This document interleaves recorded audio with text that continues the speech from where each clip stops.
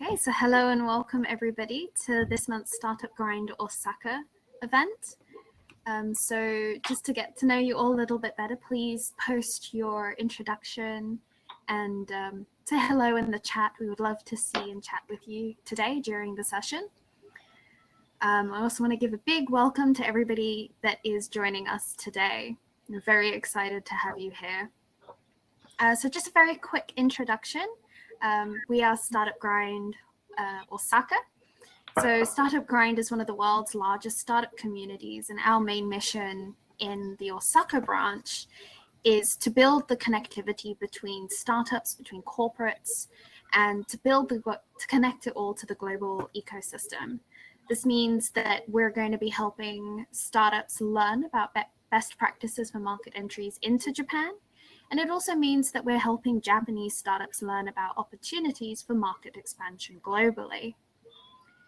So we tend to invite a variety of different entrepreneurs, country managers, investors, and much more to come and share their wisdom in our sessions, which we try to run every month.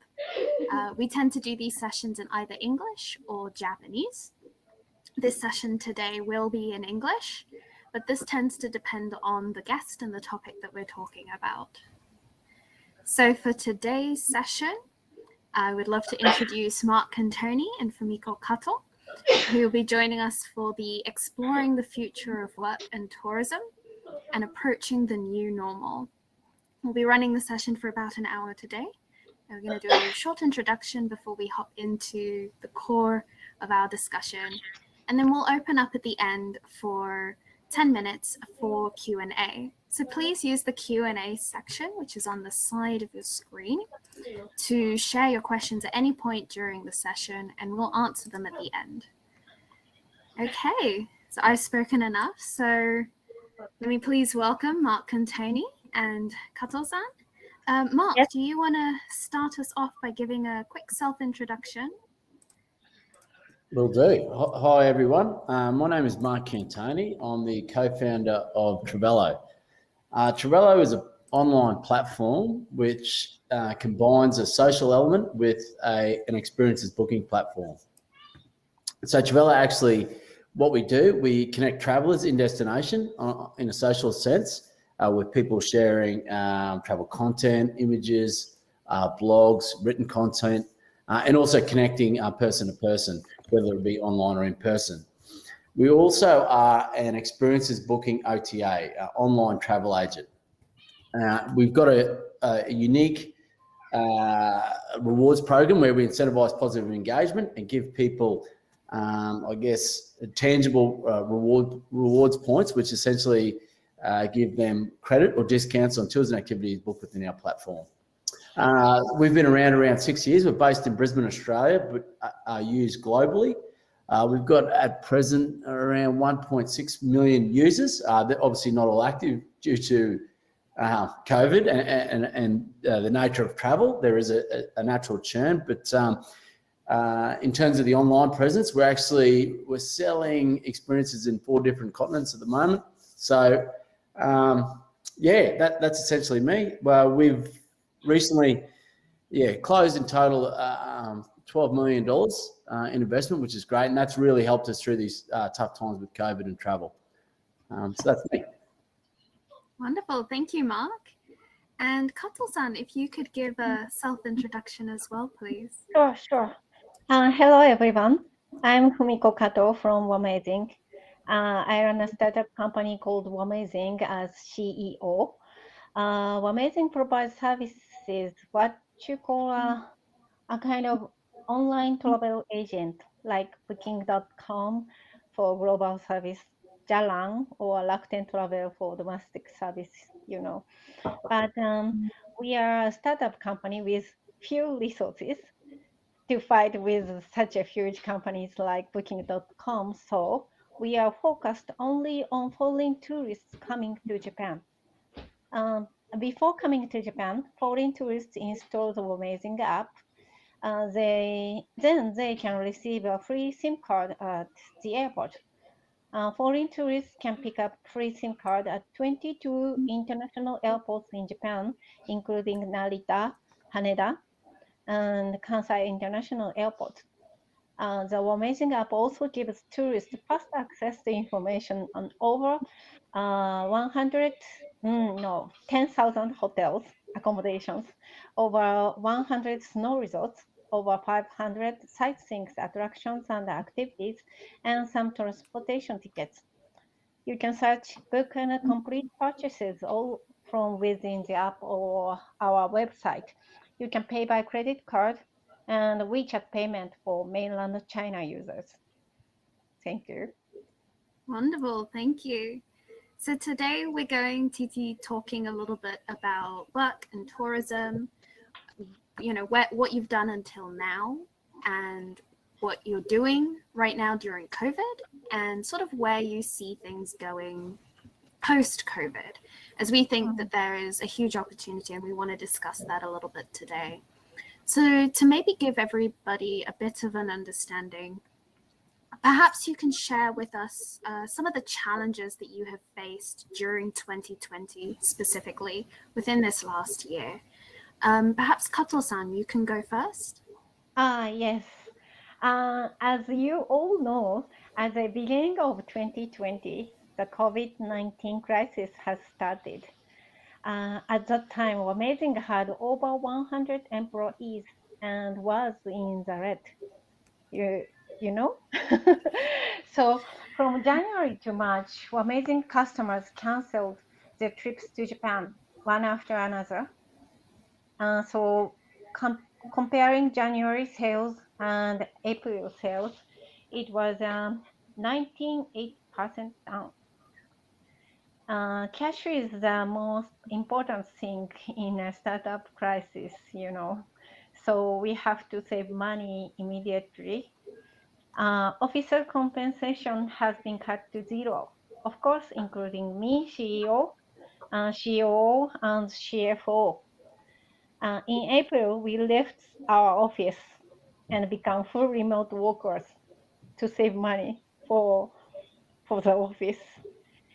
Anyway, cash is king anyway. So at the same time, we launched a new business to earn money quickly, and I started raising funds. Very nice. It was quite a challenging year last year. Very busy. Yes, absolutely. And Mark, how about you? What challenges did you face during the last year? Yeah, as everyone would know, I think travel was probably, with hospitality, the most hardest hit industry of all. So essentially, all of our users, they stopped traveling, and that was worldwide. So they stopped traveling, they stopped booking stuff. So what we had to do is just be responsible, just like my colleague was saying before. So much the same, we really had to cut our costs, scale back everyone's wages, including our own. We unfortunately did have to reduce the size of our team. We just, I think the important thing is to remain nimble and get a strategy forward. We anticipated we had to get to the end of the year, and in the travel industry, when there's no revenue coming in, you got to be really responsible with your money. And we're fortunate to have some really good investors backing us. So we knew if we got to the end of the year, things had kind of normalized a bit in Australia, which they did. They've actually gone back. We've had massive lockdowns recently, but that's another story. Yeah. So what we did, we reduced our spend first and foremost. Secondly, we thought, what can we do to really strengthen our company in these tough times? And what we did, and we did this really well, was grow our socials. So we end up, we've got some various pages that are linked, because we are a consumer-facing brand. We thought, okay, let's grow our socials, and it really solidifies your business. And we're fortunate to grow it, and still pumping. We're by the end of 2020, we end up reaching, throughout our pages, around 100 million people monthly, and a lot of it's just good travel content, just keeping people engaged on a social level. So that was really good. I guess it wasn't a business, but it was just a side aspect where we strengthened our business.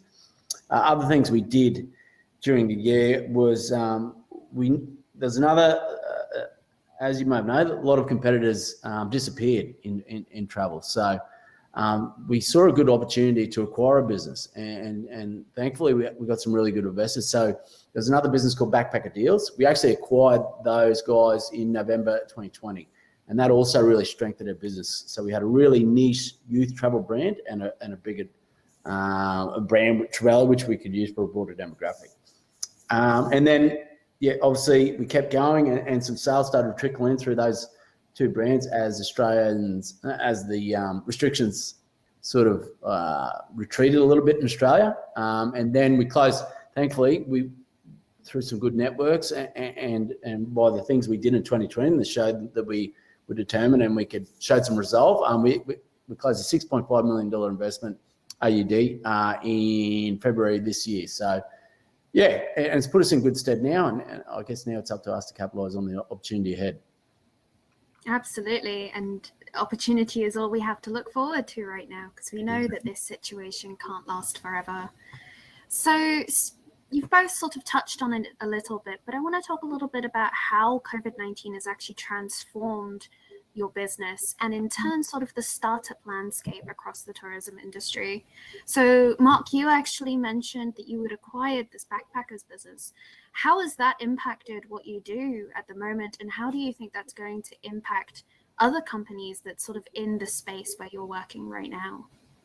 Yeah, I think we've really seen the opportunity, and these sorts of, like, a pandemic doesn't come around too often, and these opportunities don't come around too often, and that was a good one. It really fitted in with our travel vertical, which is exclusively tours, activities, attractions, and things to do. We're not accommodation, we're not flights, and we're not going to be anytime near in the future. So I guess it really has, Megan, shifted our focus a bit into capitalising on the opportunity on this experiences space. Now, more and more, it's kind of a really fragmented vertical in travel, and it's about conservatively 8 to 10 years behind flights and accommodation in terms of booking behaviour and technology. So it's a really growth vertical, and I think one thing where we've really focused more on the transactional element. The social is very important, and to keep people engaged and to reduce your cost to acquire a customer. But we think there's a really big opportunity in this space, and we're actively now building out our technology, building out our product range, which is very important, and trying to focus on certain locations and build that way. Absolutely. And Kato-san, would you be able to share a little on what WAmazing has been doing? I did see that you'd worked on a project for workation. Perhaps you can talk a bit about that as well. Yeah, I love vacation. Yeah. One of our new businesses is an inbound consulting service for local government and DMO, Destination Management Organization. Megan-sanが見た vacation project is one of them. Yes. Because of the COVID-19, the digital transformation of the government and the tourism industries has progressed the stretch. So we've been very efficient because we don't have to travel far and have business talk like we used to. So really efficient. But after COVID-19 crisis started, some startups have pivoted their businesses and are no longer in the inbound travel business. However, the inbound travel market will not disappear forever, I think. So I decided not to fire the employee. I am still working with a team of over 100 people. And so we believe that if we can survive, we can win. I think WAmazing succeeded in raising about $8 million in November 2020. We are still alive and preparing for a recovery in inbound demand. It sounds like November 2020 was a very active month for both of you. Yes, and I have two daughters, and they are schools. shifted to online classes. So that was the most tough point for me to support our daughter's class. Yeah, very tough. Absolutely, I can imagine. So a lot has changed really over the last year. 2021 has sort of been a year almost for getting ready for 2022 and hopefully the return of inbound tourism and everything. What are you expecting sort of from 2022? What do you want to do with WAmazing, for example, within the tourism industry in Japan? What are your goals for the next year, Kato-san? Yes, I expect tourism transform to digital transformation. I heard the story from hotels in Sapporo. Travel agency from Taiwan have shops in Sapporo, but they all gone after COVID-19. So after COVID-19, online travel agent demand is more increased, I think. So, and WAmazing offers a new tax-free e-commerce service after COVID-19. Tourists can buy Japanese souvenirs, cosmetics, foods, etc. for tax-free prices on their smartphone.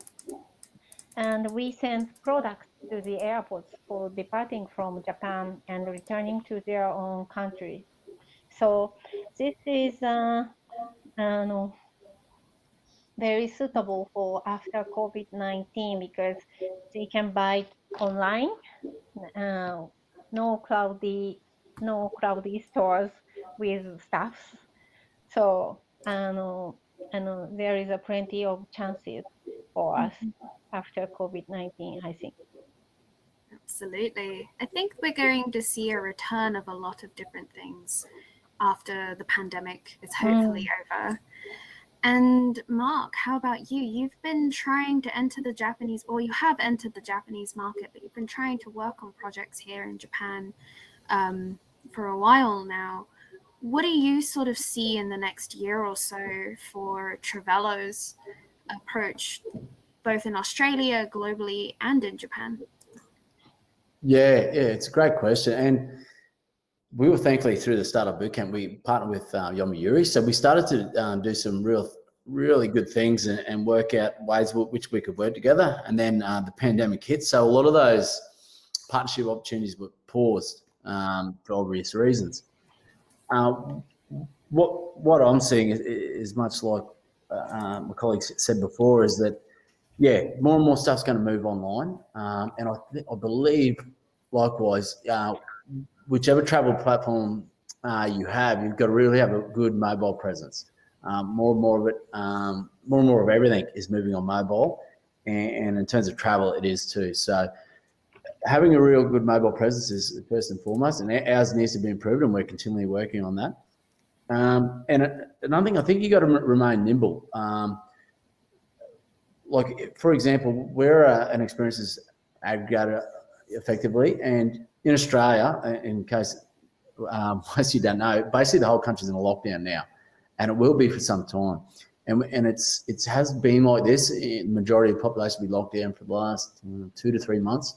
So what we've done, New Zealand's now in lockdown, and that was their second biggest market. So we really worked on the US market. We're really concentrating and saturating Hawaii, and we're starting to get some really good traction there at the moment.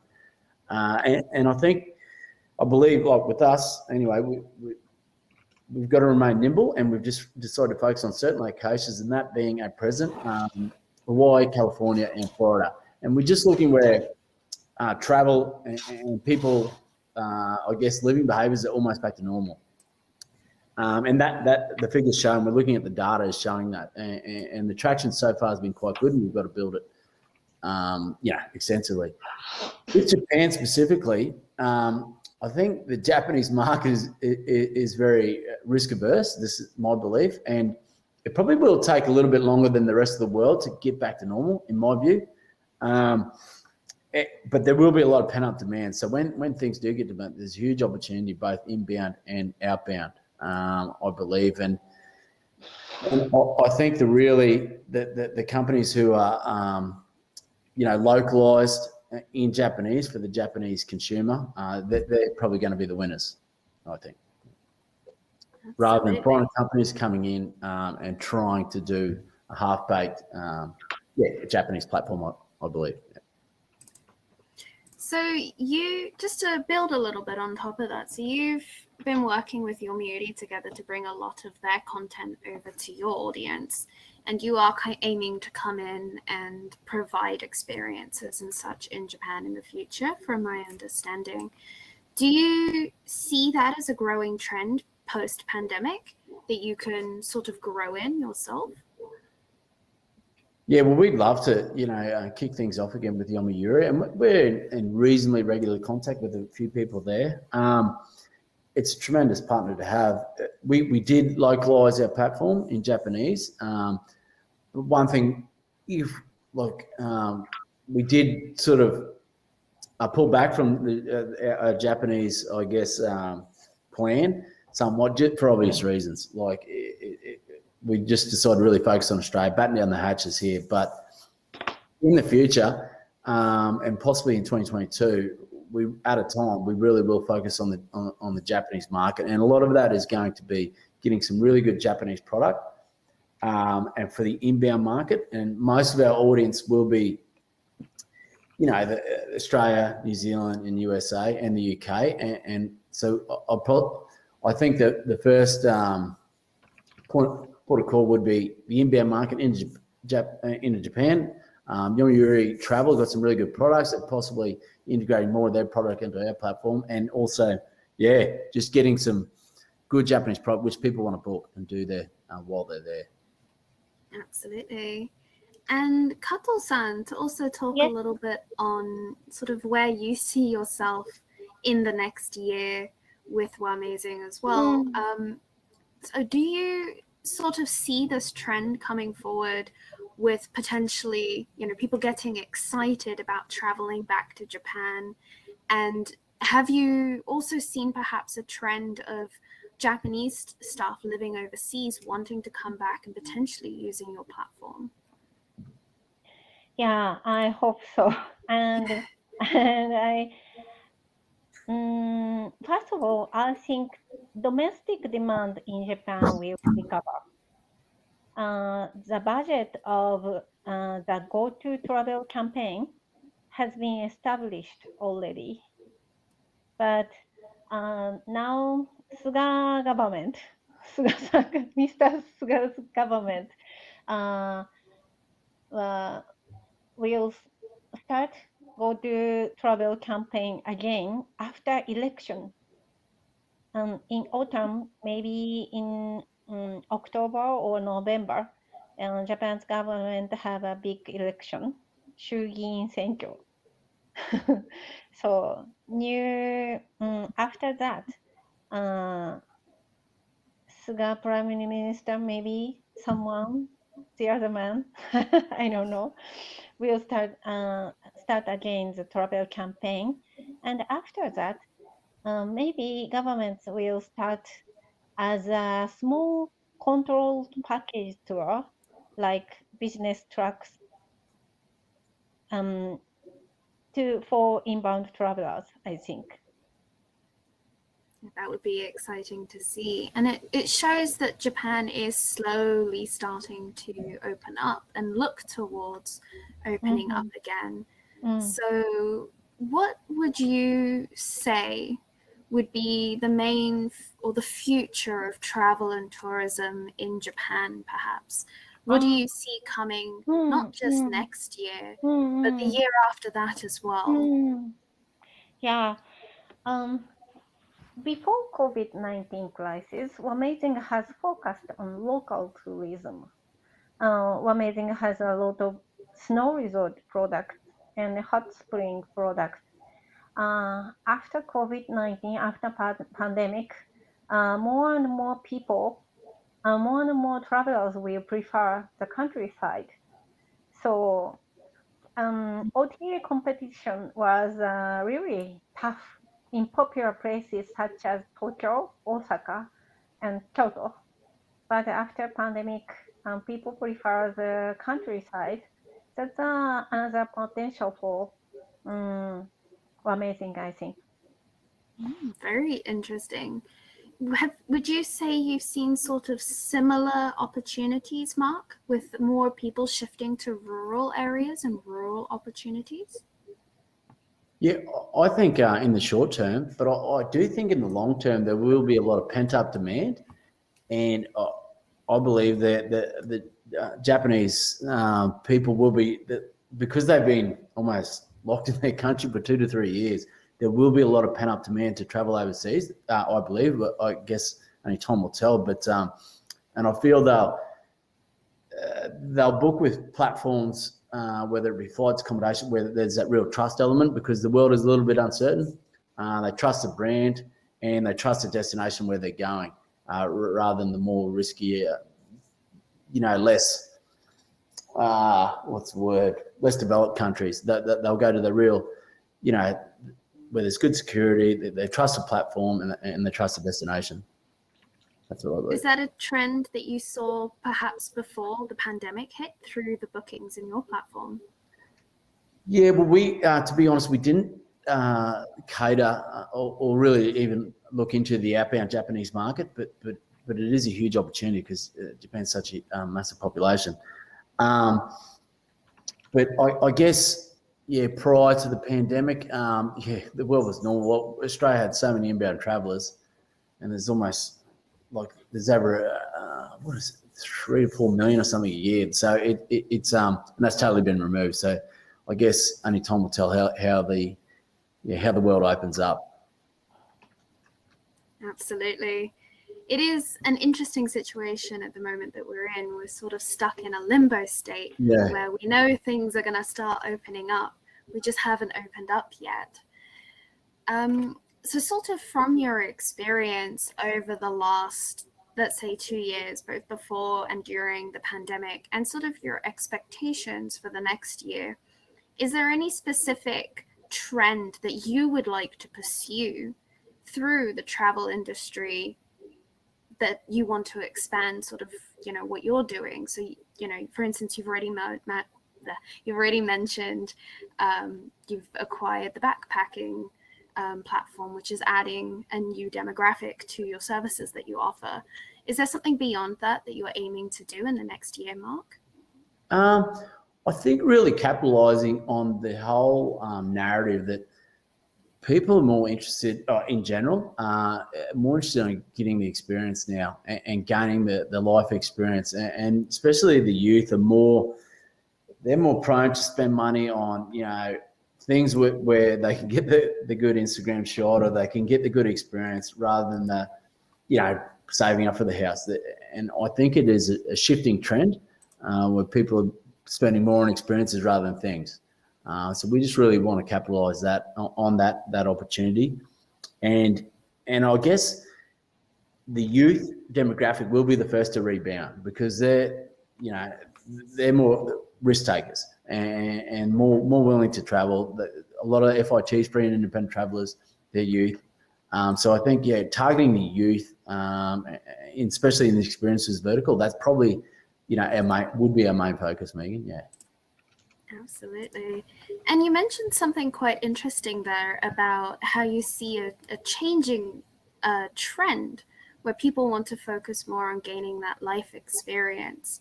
Kato-san, through what you've done in the past with WAmazing and your experiences with trying out the workation work, do you think that is a trend that you will see as well? Yes, it's possible. For example, in USA, at the Airbnb, people who booking over 28 days for long stays increasing now. So that's a big trend for Japanese and tourists from overseas too, I think. Why do you think that trend is emerging? Because I can work anywhere after COVID-19 because we are all full remote worker. We have no more office. So, in fact, last week I stayed in Hakone for 1 week, and wow. I remote worked from Hakone. So that's a great experience. Would you say the ability to work from anywhere in the world has improved your experiences in life? Absolutely. Because Hakone may be 1,000 meters high from Tokyo, so really cool and great great breeze. And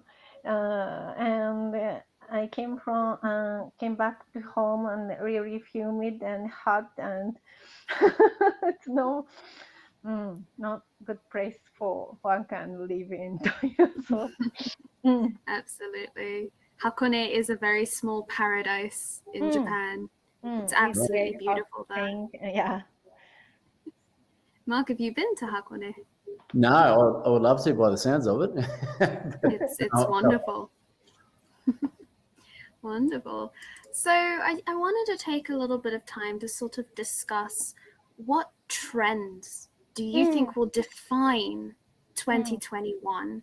What have you seen this year that you think has become a defining factor of the tourism industry that we will look back in the future and be like, 2021 was the year of. Do you have any thoughts on that, Mark? Yeah, it's a good question.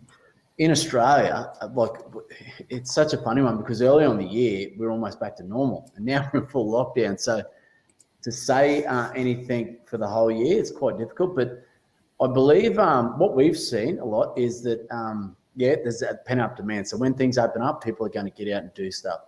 And we did see a lot of interest and more uptake in the multi-day travel. Like people are prepared to go on an experience where it's like this is what we've seen.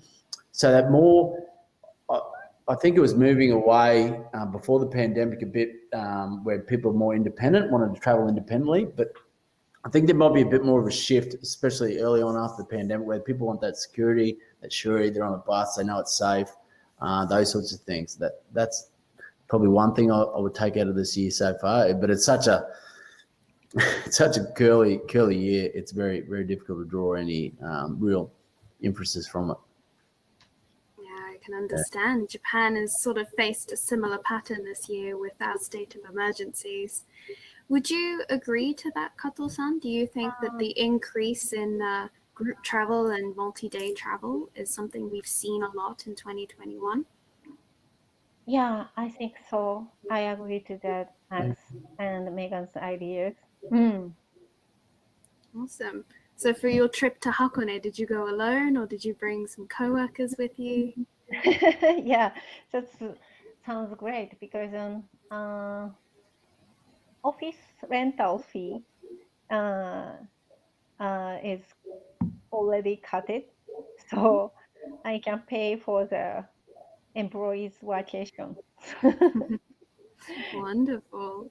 So what do you see perhaps you in WAmazing doing for the next 6 to 12 months? What is going to be sort of your goal to reach at the end of 12 months? Yeah, the vaccination rate is gradually increasing in Japan. Vaccine passports may be required for Japanese people to go to travel campaign. Maybe I'm not sure. So many travelers from overseas have also completed the vaccination. I want to be able to show the vaccination passport in the WAmazing app so that travelers can benefit from it.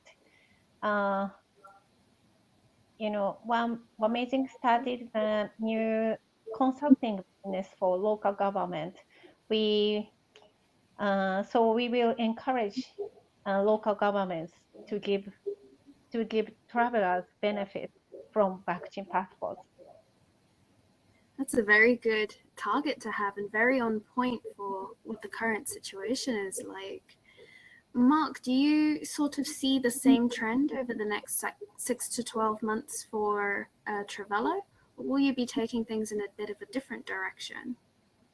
Our main focus, we've got, I guess, two, but in terms of product and sales, we're really going to concentrate on the US market. We're seeing them as the leader in terms of COVID recovery, in terms of whole lifestyle, travel, everything. And it's obviously USA. It's a huge opportunity. It's such a big population. So in terms of our customers, yeah, we're really focusing on the US market for the next 12 months.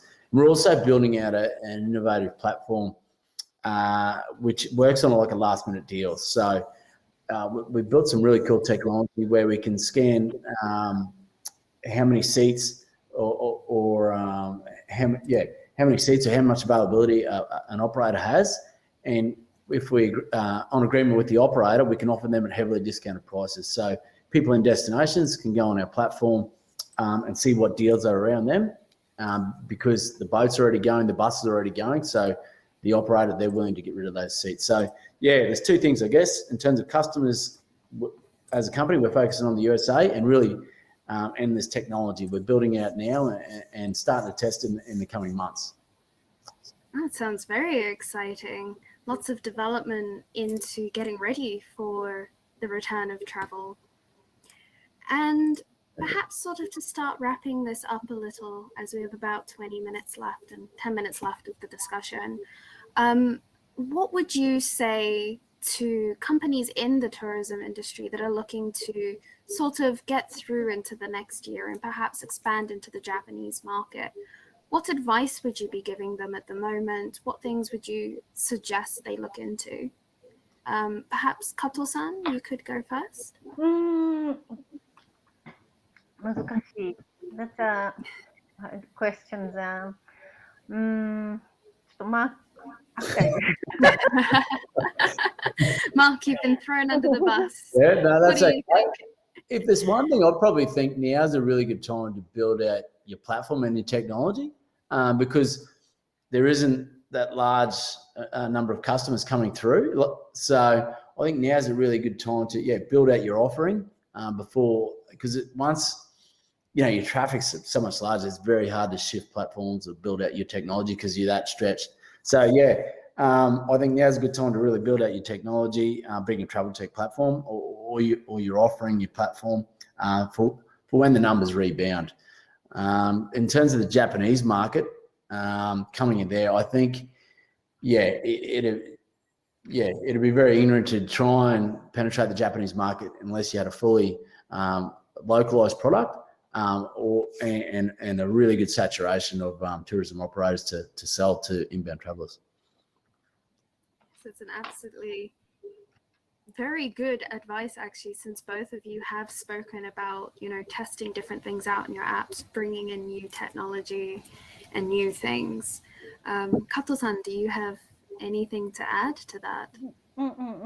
Advices for travel industry or accommodations or travel player industry? All of them. Yeah. First of all, the most important thing, think of the COVID-19 crisis as an opportunity and prepare. For example, before pandemic, we are travel industries lack of load labor. ちょっと待って。No worries.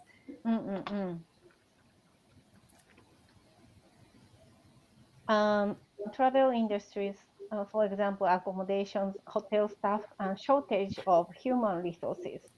But now digital transformation is increases in the rural area too. So maybe Japanese omotenashi's meaning is changing. For example,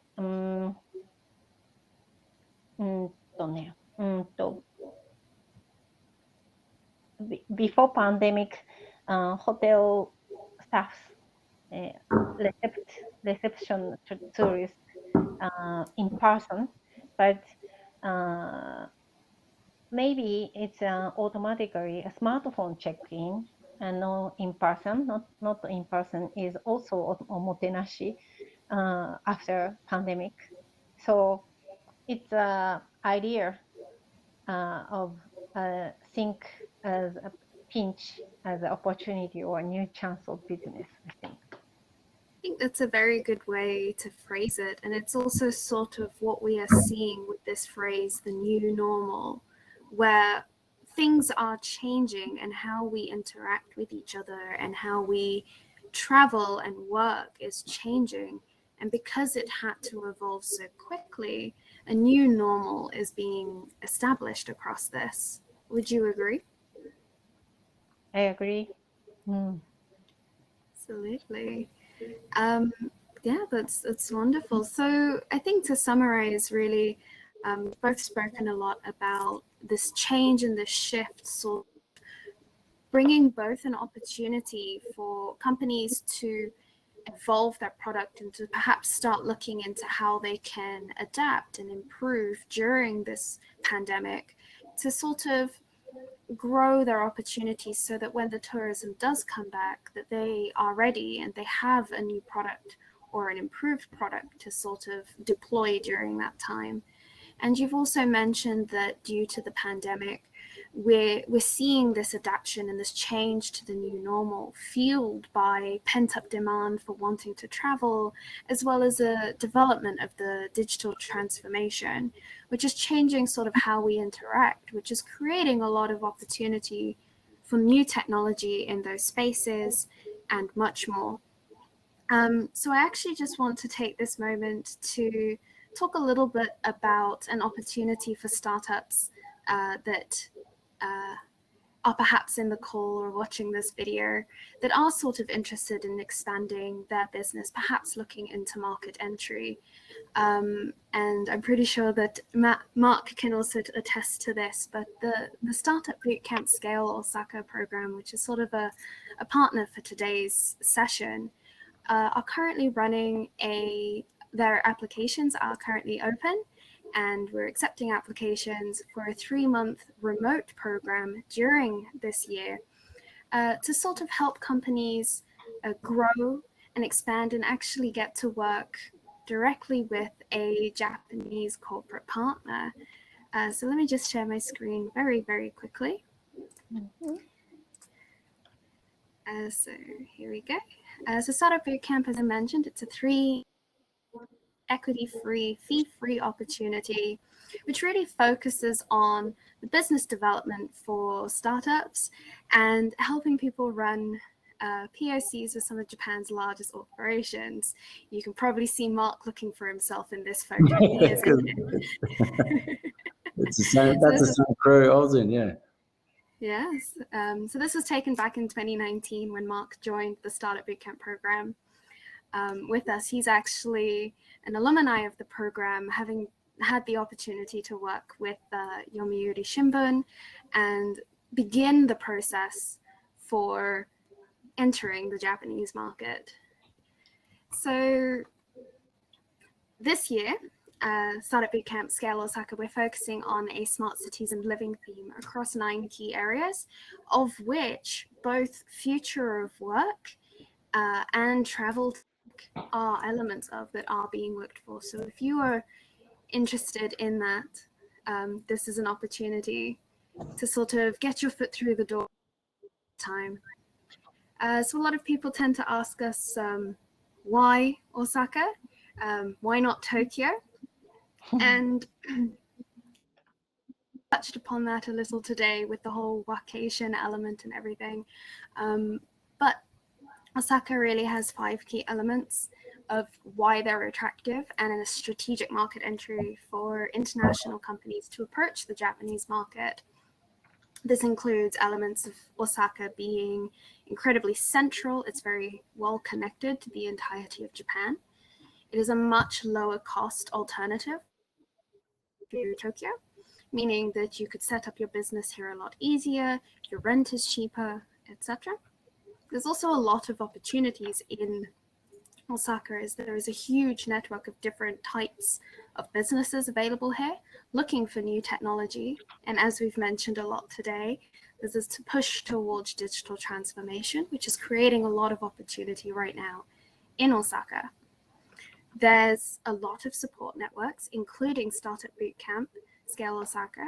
Obviously, Startup Grind is also in the network here to support startups in all manner of ways. And lastly, there's a lot of possibilities here, as Osaka is also scheduled to be hosting the World Fair in 2025. This is creating a lot of demand for new technology, new companies, and new experiences to present to a worldwide audience. My last slide, I promise. So why would a startup consider entering the Startup Bootcamp Scale Osaka program? There is no fees for the program. We're taking no equity. But we also connect you directly with one of the 7 corporate partners. And we make sure that we tailor the support towards your business, and we bring to you the opportunities to meet investors and other Japan experts within the Osaka network in order to gain the best of your experience here. So if you are interested, we'll be sharing a link in the chat soon. Please head over and check out and perhaps join if you are interested. Sorry for the slight deterrent. Thank you. Can I say? Yes. Yeah, and WAmazing is looking for talent. We have hired new employees, 43 people since the pandemic began. I met a lot of good people. And this is because many large Japanese travel agencies have fired their employees. And WAmazing has a place flex work style. You don't have to go to the office. So you can work at WAmazing whenever you leave. In fact, WAmazing has new staff from Philippines, from Fukuoka, from Osaka also. So if you are interested, please check out the WAmazing recruitment page. Thank you. And Mark, anything to add to that? No, that's a cool. No, yeah, it's in terms of the startup boot camp, I'll just quickly say, yeah, we were part of was it the first cohort, I believe, but yeah, it's fantastic, and not only we got a tremendous contact and partner with Yomiuri, but we also met some the other colleagues within the group, really built out the network, and there's some really tremendous companies also went through with us. So yeah, thoroughly enjoyed it, and it was a great program. Wonderful, thank you. So I'm going to actually open up the Q&A for the next 10 minutes. Yes. So if anybody in the audience has any questions, please take this moment to write it in the Q&A chat, and I'll go through and read them out, and we'll sort of go through them bit by bit. So the first question that I want to ask is, we have quite a few questions already. This is great. So firstly, what do you think about the trends comparing Asia traveling and European travelers? Do you think there's a certain trend dividing them, or do you think that they're more similar or following similar patterns? Perhaps Kato-san, you can go first. Well,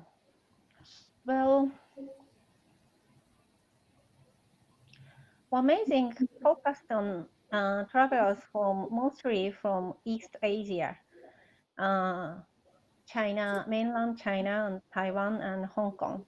So in fact, I'm not so good at from travelers from Europe. So I'm not so.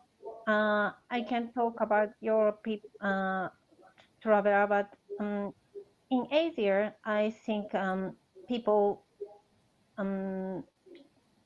become more prefer to rural area countryside, snowing or hot spring, and stay longer before COVID-19, I think. Yeah, thank you. Mark, do you have anything to add to that? Yeah, it's a tough question. I agree somewhat. Yeah, I think possibly Asia might do a lot more local travel early on, and Europe probably will rebound a little bit quicker, is what I think. But it's very uncertain times. Yeah, if anything, that's what I would think. Wonderful, thank you. And another question that we got from Benjamin is, considering that today's topic is about the future of work and tourism, what are your views on how the future of tourism will actually be influenced by the future of work? Perhaps, Mark, you could go for that first. Yeah, I think it's a really growing sector of travel. Definitely, with every company in the world has realised they can, once it survived, realise they could, actually survive and prosper by people working remotely. So it's a massive opportunity. Destinations catering for the digital nomads or the people who are working remotely, huge.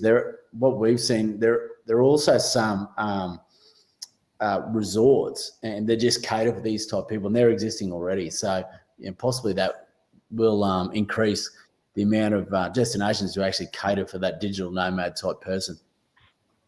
Absolutely. And Kato-san, you have quite a bit of experience in this yourself. Perhaps you can share a little?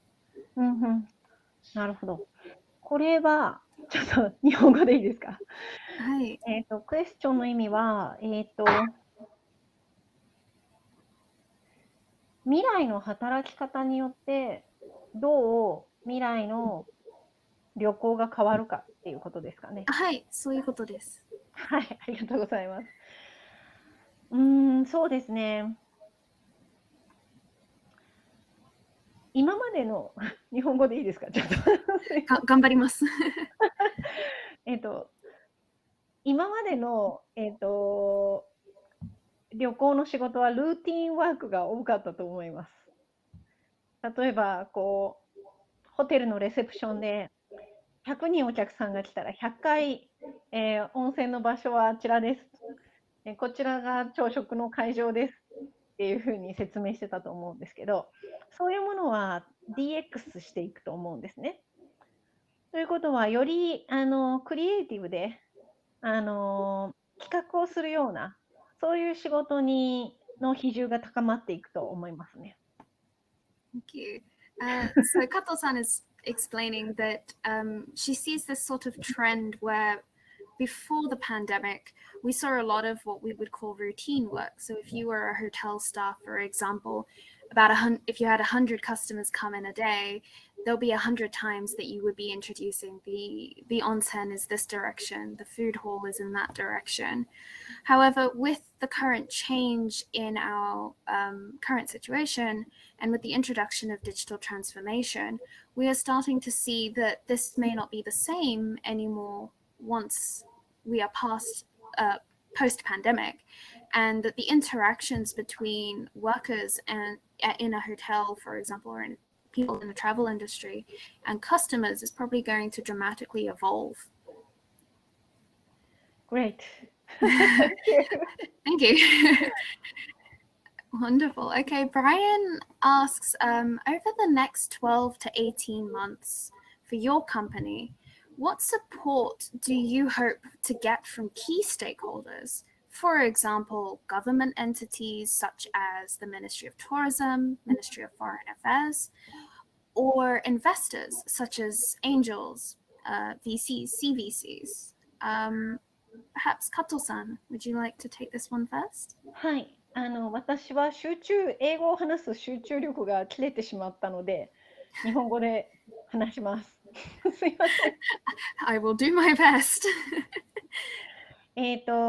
トラベルインダストリーズは非常に大きいトータルアドレスボーマーケットがあると思いますので、ぜひですね、我々が需要回復、リバイタルディマンドに応えられる資金を得られるべくと出資をしていただけると嬉しいです。WAmazing は次のファンドレイジングの計画をしています。So she introduces that somehow she's lost all English ability right now and has decided to switch to Japanese. So I'll do my best in translating. So a lot of the foundation of what WAmazing does is actually answering a lot of these government initiatives that are driving towards the revitalization of the rural industry, the rural geographies within Japan. So they're sort of focusing a lot in that and hoping that by doing so that they can contribute to the revival of those areas and generate interest and support from the government entities and investors in these areas. Mark, how about you? What do you sort of expect and hope to see in the next 12 to 18 months? Yeah, well, we're quite fortunate. We just did a capital raise quite recently from investors. So in terms of our next raise, it's probably, or next event of that sort, that's probably down the track. And we obviously have to get some really good numbers leading into that. But in terms of partnership opportunities, I think there's real opportunity to partner with DMOs, destination marketing organisations. Like, for example, in Queensland, we've got Tourism Events Queensland. I forget the name of the one for the Osaka prefecture. But, there will be a big opportunity with partnering with those guys because their mandate is just to get people in their location and spending. So as a travel agent, an OTA that of any travel vertical, it's a really big opportunity and one that should be capitalised on. Absolutely wonderful. So I am noticing we're very, very close on time. So I'm only going to take one more question. So we have one more question that says, how common in your observations has enterprise organizations started adopting this more flexible remote work policy? And how have you sort of seen this impact sort of the travel industry where you're working right now? And how have you seen this sort of impact for example, co-working spaces in your areas? Mark, do you want to take that one first? Yeah, I would say very common. It's almost totally acceptable, understood, working. I think, and we'll maintain that way because now companies can understand that they can work just as efficiently with people working remotely, and the nature of travel, it really links in, and obviously it does increase efficiency. If people aren't wasting their time traveling to and from work and they can do it from home, it is actually beneficial for the company in a lot of cases. So, yeah. Wonderful. And Kato-san, what about you? What do you think? はい。日本でもだいぶコモンになりましたが、東京都市部の方がよりコモンですし、地方ではまだまだです。スタートアップカンパニーみたいな新しい会社ではコモンですけど、ルーラルエリアとか古いオールドレガシーなカンパニーではまだまだです。でも、観光産業こそ、この柔軟な働き方を採用するべきだと思ってます。Okay, thank you. So it is both common to see it in Japan, and also there are a few exceptions to this change. So what we have noticed is that a lot of the startups and the younger companies, especially within Tokyo, have switched to this more flexible remote policy, and this has started changing a lot of the use of office spaces and co-working spaces. But what we've also sort of started seeing is that some of these older, more traditional companies or legacy companies and companies out in the remote areas are not actually adopting this remote work policy, and they're still sticking to the traditional work format that we've seen until now. Thank you. Thank you. Great. Wonderful. So thank you so much to everybody for joining us today, and a huge thank you to Mark and Kato-san for joining us and talking with us. We're going to be ending the session here, but I'll keep it open for another minute or so. Yeah, thanks very much. Great to be part of it, Megan. Thank you. It was absolutely wonderful to have you with us. I'll just Thank you very much. That's a great time. for me. Thank I'm you. glad to hear that. Thank you. Bye-bye. Excellent. See you guys. Bye. Bye.